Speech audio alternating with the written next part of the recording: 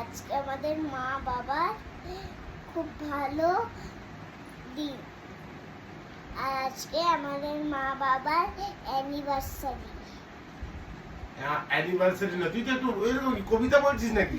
Guys, আজকে আমাদের মা বাবার আজকে একটা স্পেশাল দিন, তাই জন্য আজকে মা বাবার অ্যানিভার্সারি।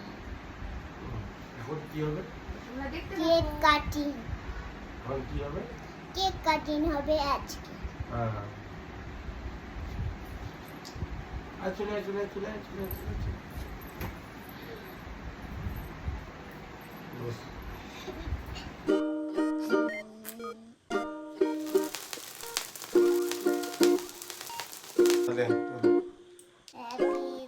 এই অ্যানিভার্সারি।